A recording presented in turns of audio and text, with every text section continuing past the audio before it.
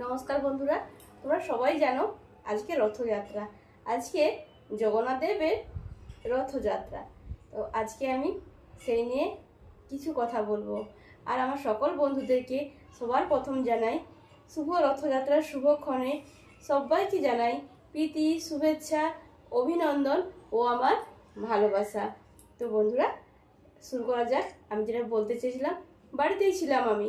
তো আজকে কি হলো, একজন গুরুদেব আমার বাড়িতে এলো আর এসে আমার কিছু জিজ্ঞাসা করলো। জিজ্ঞাসা করতে আমি যতটুকু জানি ততটুকু আমি বলেছি।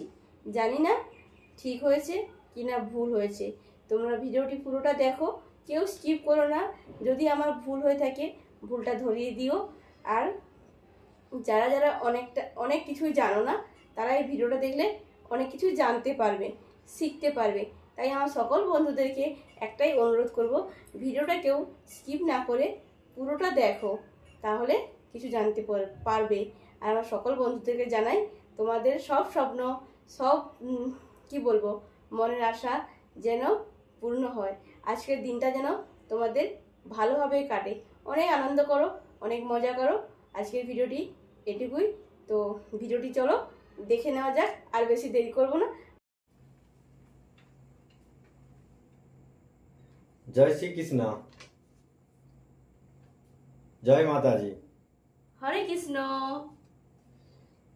আজকে রথ, তাই তোমার কাছে আমার 6টি প্রশ্ন আছে, তুমি কি বলতে পারবে? বলুন গুরুদেব, আমি চেষ্টা করব। 1 নম্বর প্রশ্ন হচ্ছে, রথ চলার সময় 3টি দাগ থাকে, সেগুলির নাম কি?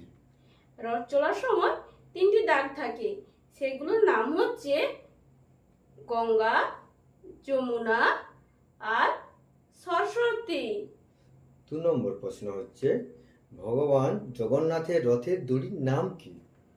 ভগবান জগন্নাথের রথের দড়ির নাম হচ্ছে বাসুকি। 3 নম্বর প্রশ্ন হচ্ছে, রথ কিভাবে চলে? রথ কিভাবে চলে?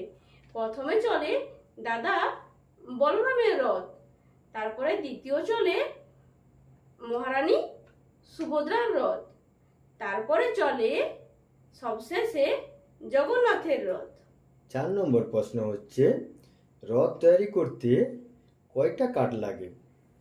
রথ তৈরি করতে 206টি কাঠ লাগে। 5 নম্বর প্রশ্ন হচ্ছে, রথ চলার সময় কে নৃত্য করে? রথ চলার সময় নৃত্য করে শ্রী চৈতন্য দেব। 6 নম্বর প্রশ্ন, রথ চলার সময় মাঝে মাঝে রথ থেমে যায় কেন? রথ চলার সময় মাঝে মাঝে রথ থেমে যাওয়ার কারণ হচ্ছে আমাদের রাধারানী রথ শুরু হওয়ার পরেই জগন্নাথের দিকে একবার ফিরে তাকায়। তো সেই কারণে রথ থেমে যায়, কারণ ভগবানের ইচ্ছাতেই রথ চলে। জয় শ্রীকৃষ্ণ।